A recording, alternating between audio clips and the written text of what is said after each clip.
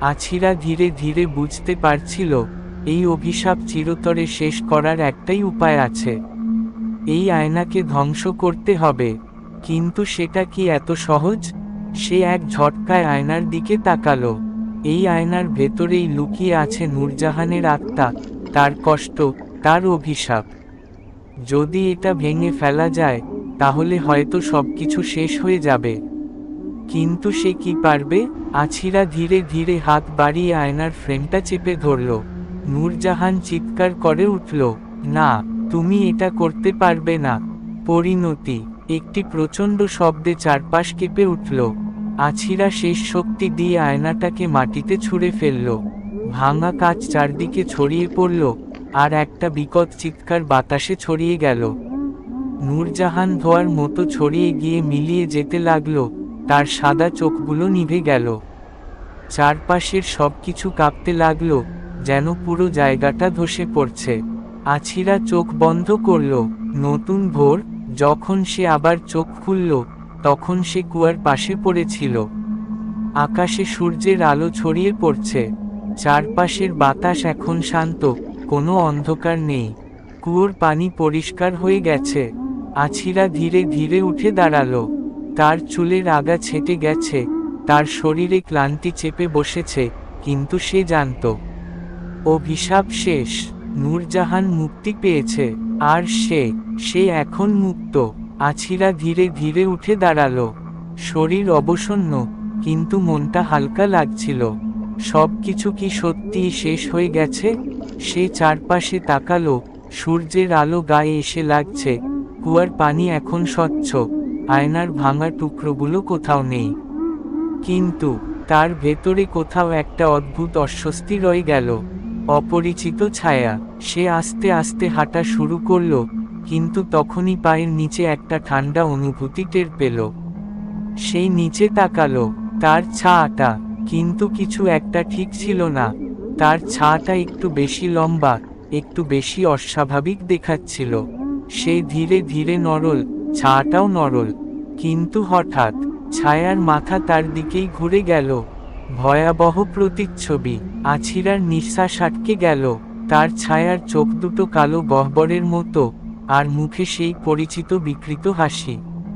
এটা কি তার নিজের ছায়া? নাকি নূরজাহান সত্যিই চলে যায়নি? শেষ নাকি শুরু? আছিরা ধীরে ধীরে পেছাতে লাগল, কিন্তু তার ছায়া এখন আরো বড় হয়ে উঠছে, আরো বিকৃত হচ্ছে। তখনই কানের কাছে একটা চাপা ফিসফিসানি শোনা গেল।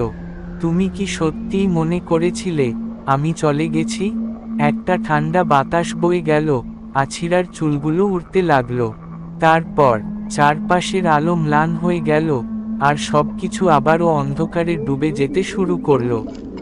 আছিরা পিছিয়ে যেতে চাইল, কিন্তু তার পা জমে গেল মাটির সঙ্গে। তার ছাটা এখন কুয়োর জলীয় ছায়ার সঙ্গে মিশে যেতে শুরু করেছে, ধীরে ধীরে এক বিভীষিকাম আকৃতিতে রূপ নিচ্ছে। তুমি কি আমাকে ধ্বংস করতে চেয়েছিলে? ফিসফিসে কণ্ঠস্বরটা এবার আরও স্পষ্ট। নূরজাহান কি সত্যিই চলে যায়নি? নাকি সে অন্য কোনো রূপে ফিরে এসেছে? আছিরার ঠোঁট শুকিয়ে গেল, গলা দিয়ে কোনো শব্দ বের হলো না। আয়নার নতুন খেলা। একটা ঠান্ডা স্পর্শ অনুভব করল আছিরা, তার চুলগুলোর আগা এবার অদ্ভুতভাবে কালো হয়ে যাচ্ছে। তার হাত কাঁপছিল, সে দ্রুত চুল ছুঁয়ে দেখল, এবং তখনই সে বুঝতে পারল এই চুল তার নিজের নয়। এগুলো ছিল অন্য কারো চুল, যেগুলো ধীরে ধীরে তার মাথার সঙ্গে মিশে যাচ্ছে। তুমি চাইলেও মুক্তি পাবে না, আছিরা। একটা বিক্ষিপ্ত হাসি ভেসে এল বাতাসে। কুয়োর ভেতরের ডাক। কুয়ার জল এখন আবার ঘোলা হয়ে গেছে, কালো বুদবুদ উঠছে ওপরে। আছিরা পেছাতে চাইল, কিন্তু তার শরীর শক্ত হয়ে আসছিল। একটা ঠান্ডা হাত ধীরে ধীরে তার কাঁধে এসে ঠেকল। সে শিউরে উঠে পেছনে তাকালো, কিন্তু সেখানে কেউ নেই। তবে আয়নার ভাঙা এক টুকরো হঠাৎই মাটির ওপর জ্বলজ্বল করতে শুরু করল। আছিরা নিচু হয়ে তাকাতেই দেখতে পেল, আয়নার ভেতর তার নিজের প্রতিবিম্ব নেই, বরং সেখানে দাঁড়িয়ে আছে নূরজাহান। তুমি যা করেছ, তার মূল্য দিতে হবে। নূরজাহানের ঠোঁট থেকে শব্দ বেরোচ্ছে, কিন্তু তার মুখ একদম স্থির। তার চোখের গর্ত থেকে কালো ধোঁয়া বের হচ্ছে, আর সেটা আয়নার টুকরো থেকে বেরিয়ে ধীরে ধীরে আছিরার শরীর ঘিরে ফেলছে। পরিণতির দ্বার প্রান্ত। আছিরার দৃষ্টিশক্তি ধীরে ধীরে ঝাপসা হয়ে যাচ্ছে। সে কিছু একটা বলতে চাইল, চিৎকার করতে চাইল, কিন্তু তার কণ্ঠ আটকে গেছে। সে কি আসলেই মুক্তি পেয়েছিল, নাকি সে পুরোটা সময়ই ছিল নূরজাহানের খেলার অংশ? শেষ নাকি নতুন অভিশাপ? চারপাশের আলো নিভে গেল। শেষ যে শব্দটা শোনা গেল, তা ছিল নূরজাহানের এক দমবন্ধ করা হাসি। তোমার গল্প এখানেই শেষ নয়, আছিরা। এটা কেবল শুরু। আছিরা ধীরে ধীরে চোখ খুলল। চারপাশে কুয়াশার মতো আবছা ধোঁয়া, একটা গন্ধ, পুরনো কাঠের গন্ধ, ভেজা মাটির গন্ধ। সে কি এখনো কুয়ার কাছে? না, এটা অন্য কোথাও। সে উঠে দাঁড়াতে চাইল, কিন্তু তার শরীর যেন অবশ হয়ে আছে। তার চারপাশে দেওয়াল, একটা বন্ধ ঘর, দেয়ালে পুরনো পিতলের আয়না ঝুলছে, আর তাতে ধুলো জমে আছে। তার চোখ ধীরে ধীরে আয়নার দিকে গেল। আতঙ্কের প্রতিচ্ছবি। আছিরা আয়নার সামনে গিয়ে দাঁড়ালো। তার হৃদস্পন্দন দ্রুত হচ্ছিল। সে জানে, এই আয়না স্বাভাবিক কিছু নয়। সে যখন নিজের প্রতিবিম্ব দেখল, তখন তার শ্বাস আটকে গেল। আয়নায় দেখা যাচ্ছিল ঠিক তার মতো দেখতে একজনকে, কিন্তু সেটা সে নয়। ওর চোখ দুটো ছিল নিশ্চিন কালো, ঠোঁটে এক অদ্ভুত হাসি। তার নিজের প্রতিবিম্ব ধীরে ধীরে হাত তুলল, কিন্তু আছিরা কিছুই করেনি। তারপর সেই প্রতিবিম্ব ফিসফিস করে বলল, এবার তুমি আমার জায়গায় আসবে। আসল সত্য। আছিরা পেছাতে চাইল, কিন্তু তার পা জমে গেল। তার শরীর এখন আয়নার প্রতিচ্ছবির মতো নড়ছে না। সে চিৎকার করতে চাইল, কিন্তু কোনো শব্দ বের হলো না। আর আয়নার ভেতরের মেয়ে, সে ধীরে ধীরে আয়নার গ্লাসের বাইরে পা রাখল। সে বেরিয়ে এলো। আর আছিরা, সে ধীরে ধীরে আয়নার ভেতরে তলিয়ে যেতে লাগল, নতুন শিকারের অপেক্ষায়। বাইরের পৃথিবীতে এখন নতুন এক আছিরা আছে। কিন্তু সে কি সত্যিই আছিরা, নাকি এটা সেই মেয়েটি, যে যুগের পর যুগ অপেক্ষা করছিল মুক্তির জন্য? আছিরার আত্মা এখন কোথায়? সে কি চিরতরে হারিয়ে গেল, নাকি সে অপেক্ষা করছে আরেকজন ভুল করে এই অভিশপ্ত আয়নার সামনে আসার জন্য? আছিরার নিঃশ্বাস ধীর হয়ে আসছিল। আয়নার কাচের ভেতর ধীরে ধীরে তলিয়ে যেতে যেতে তার চারপাশের সবকিছু ঘোলা হয়ে উঠছিল। সে হাত বাড়িয়ে বাইরে বের হওয়ার চেষ্টা করল, কিন্তু তার আঙুলগুলো কাচের অন্য পাশে আটকে গেল, যেন কাচের ওপারের জগতে সে বন্দী হয়ে গেছে।